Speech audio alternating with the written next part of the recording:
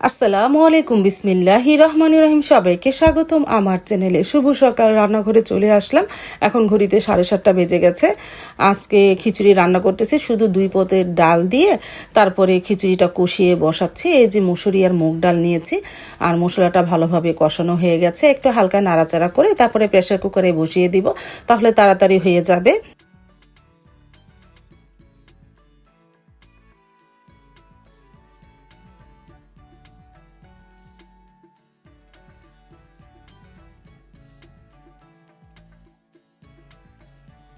তারপরে আধা ঘন্টার মতো খিচুড়িটা হয়ে গেল। আমি ধনেপাতা দিয়েছি। মাশাআল্লাহ, খিচুড়ি কালারটা অনেক সুন্দর এসেছে, একটু ঘনত্ব হয়েছে, আঠালো হয়েছে। ভালো লাগে এই ঘনত্ব খিচুড়িটা। একটু ডালটা বেশি দিলে খিচুড়িটা একটু ঘন ঘন হয়, একটু আঠালো ভাব হয়, খেতে খুব ভালো লাগে।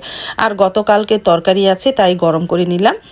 তারপরে নাস্তাও খেতেও বসে পড়লাম। আমি সাইদুলের বাবা মা, আমি একটু ডিম ভেজেছি, আমি মাছ খাবো না।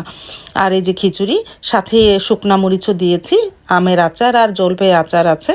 তারপরে এই যে খিচুড়ি বেড়ে দিল সাইদুলের বাবা মা। সাইদুলের বাবা খেতে বসে পড়েছে, আমিও তাদের সাথে খেতে বসে পড়লাম।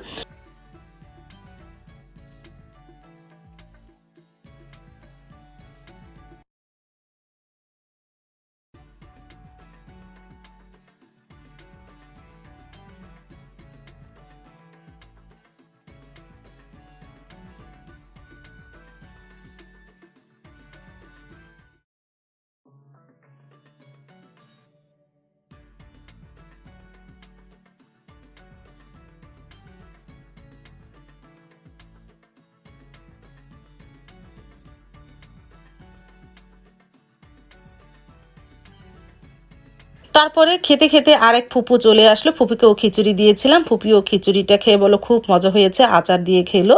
এখন চা বসিয়ে দিয়েছি, মা আর ফুপুকেও দিয়ে। ফুপু হলো আমাদের পাশের বাসায় এক ফুপু, ঝর্ণা ফুপু, অনেক ভালো। এই ফুপুর সাথে মার অনেক মিল। খুবই মাকে কয়েকদিন পর পরই ফুপি দেখতে আসে। তারপরে যে ফুপি মা সারামণি চা খেয়ে নিতেছে।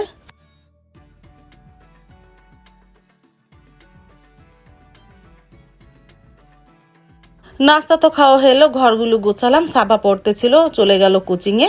সারামণিও রেডি হচ্ছে, ও স্কুলে চলে যাবে। ভাবি তো ঘর ঝাড়ু দিয়ে মুছে চলেও গেল।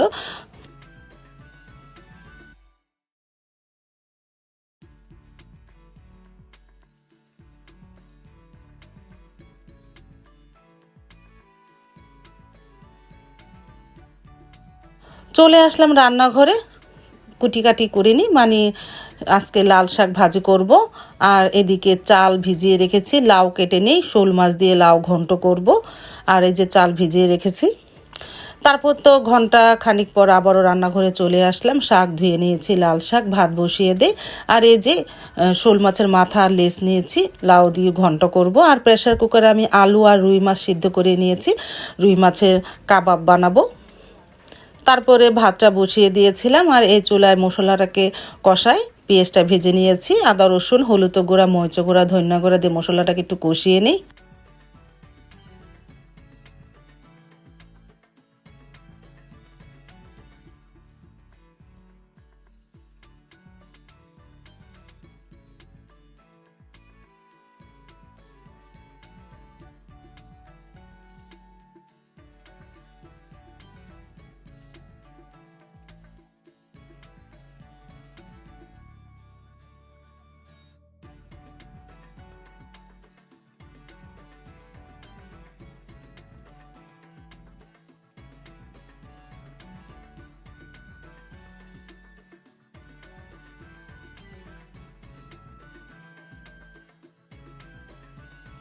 মাছটা তো ধুয়ে ফেলেছি, এখন লাউটা কেটে নিই। মশলা কষাতে কষাতে লাউটাও কাটা হয়ে যাবে।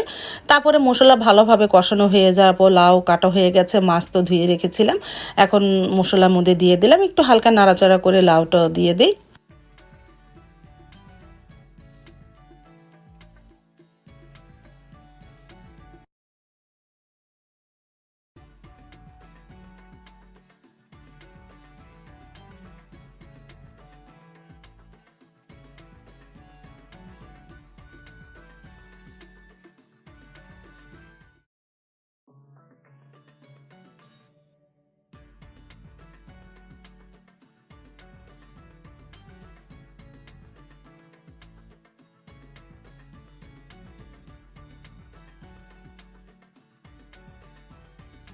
আর এদিকে আলুটা ছুলে নিয়েছি আর মাছটা কাটা বেছে নিতেছি, রুই মাছের কাবাব বানাবো।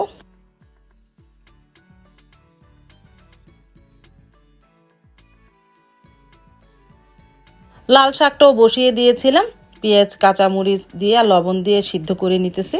তারপরে তো লাউ ঘন্টটা প্রায় হয়ে এসেছে, আমি আর পানি দিই না, দেখো লাউ থেকে কতটা পানি উঠেছে।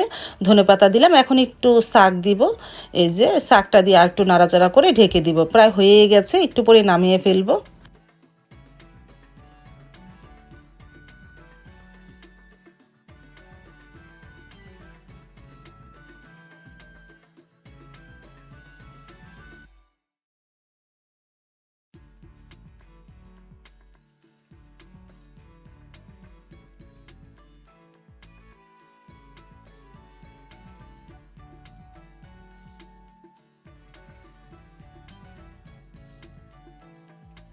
এখন আলুটা তো মেশ করে নিয়েছে, মানে গালিয়ে নিয়েছি, সাথে পেঁয়াজ দিয়েছি, ধনেপাতা, একটু চিলি ফ্লেক্স দিয়েছি, আর গরম মশলা ফাঁকি, জিরা ফাঁকি, আর লবণ আর গোলমরিচের গুঁড়া, এই আর একটা ডিমটা মনে করেছিলাম একটা হাত দিয়ে ভাঙতে পারবো, কিন্তু ভাঙতে পারলাম না, সাবা পরে ভেঙে দিল।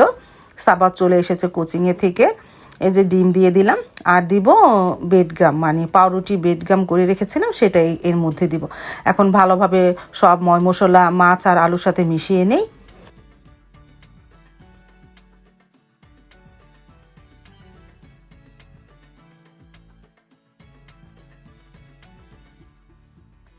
এই যে বেডগাম দিয়ে দিলাম, পাউরুটির বেডগামটা এখন ভালোভাবে মিশিয়ে নিই, কারণ আলুটা দিলে তো এই কাবাবটা একটু নরম হয়ে যায়, বেডগামটা দিলে একটু হার্ড হয়, এতে করে যখন ভাজতে যাব আর খুলবে না। তারপরে এদিকে লাল শাকটাও সেদ্ধ হয়ে গেছে, এখন গালিয়ে নিই, তারপরে বাগার দেব। লাউ তরকারিটাও হয়ে গেছে, জালটা নিভিয়ে রেখেছি। আর এই যে কাবাবের শেপের মতন গোল গোল করে বানিয়ে নিতেছি। তারপরে তো লাল শাকটা বাগারও দিয়ে ফেললাম, শুকনো মরিচ আর রসুন দিয়ে।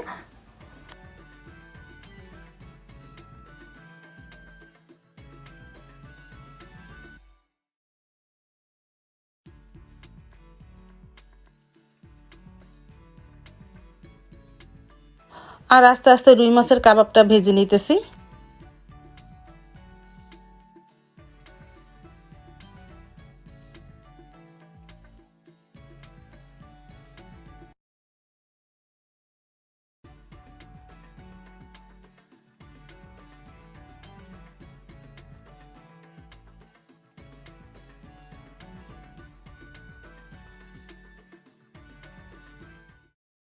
দুপুরে রান্নাটা কমপ্লিট হয়ে গেল, রুই মাছের কাবাব, লাল শাক ভাজি, লাউ ঘন্ট, শোল মাছ দিয়ে ভাত।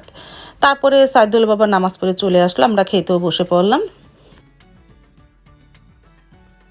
আর আমাদের সাথে জান্নাত পাখিও খেতে বসে পড়লো, দেখো বলতেছে আমি শাক দিয়ে মেখে নিই, দেখো কিভাবে মাখতেছে শাক দিয়ে ভাত দিয়ে।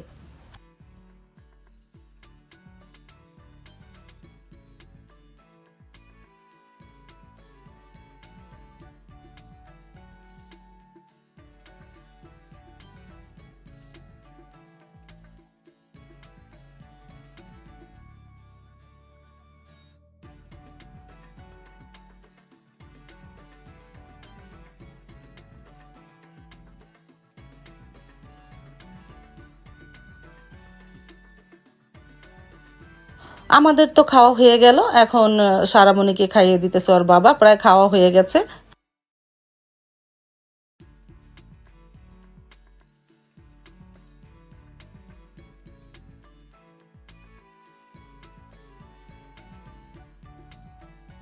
খাওয়া দাওয়া শেষ করে একটু রেস্ট নিলাম, বিকাল 3টার দিকে সাদুলের বাবার সাথে একটু বের হচ্ছি, হুন্ডাই করে কোথায় যাই দেখাই তোমাদের।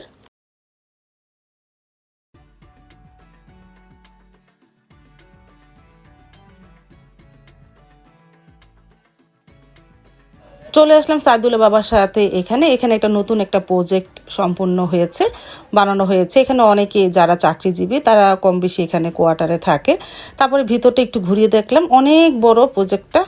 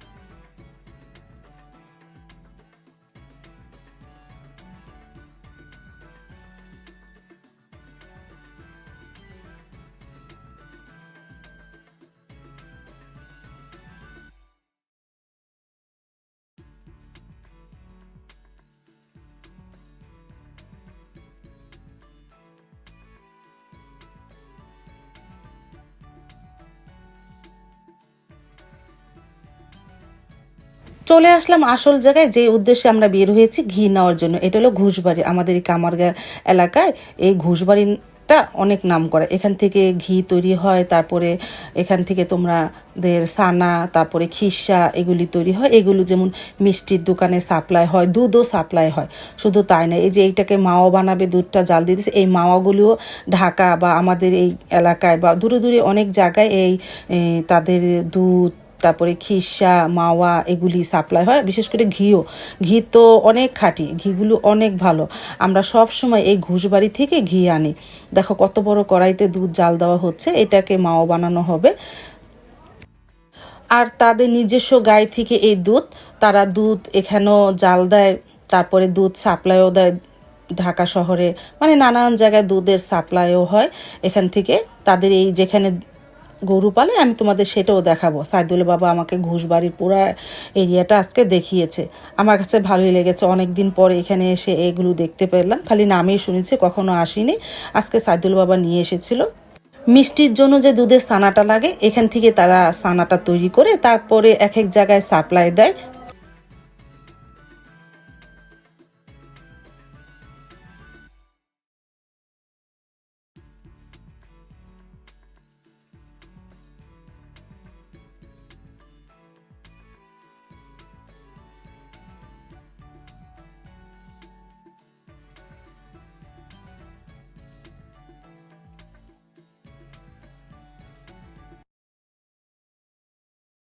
দেখা যাচ্ছে লাল লাল দুধের কন্টেনার, এখানে এটার মধ্যে দুধ ভরা হয়, তারপরে বিভিন্ন জায়গায় সাপ্লাই হয়, তারপরে বললাম না দুধের ছানা বানানো হয়। আর দেখো এখানে ভেড়াও পালে, ছাগল পালে, মুরগি পালে, হাঁস পালে, গরু তো পালেই। গরুর দুধ থেকে তো সব কিছু তৈরি হয়, তাদের ফার্ম এখানে। আর এই যে দেখো তাদের যে কত গরু, আমি অবশ্য গণনা দেইনি। এই যে দেখো সব দুধওয়ালা গরু।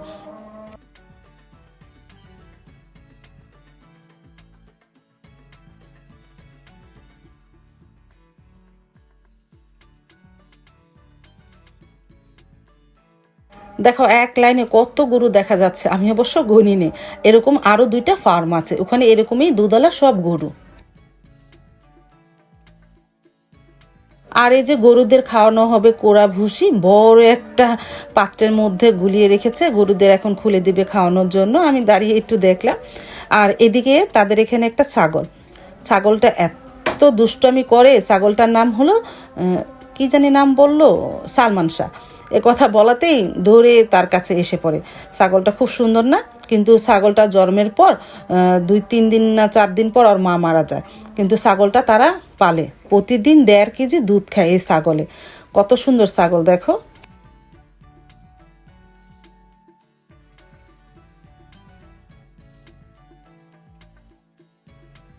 তারপরে আরেক জায়গায় দেখলাম বাছুরগুলোকে এখানে রেখেছে।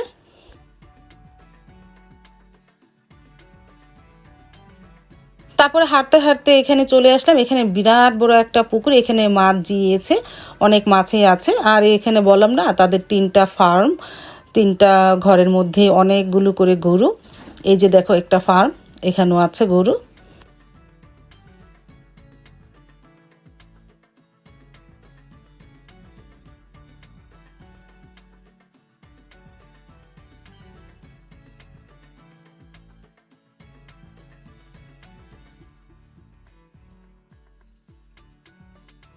তারপর তো বাসায় চলে এসেছিলাম। আসার পরে মাগরিবের নামাজ শেষ করলাম, আসরের নামাজ, মাগরিবের নামাজ, তারপরে সারামণিকে আমি বানাইনি অবশ্য, সারামণি নিজেই বানিয়েছে। আজ তাহলে এই পর্যন্ত। আল্লাহ হাফেজ।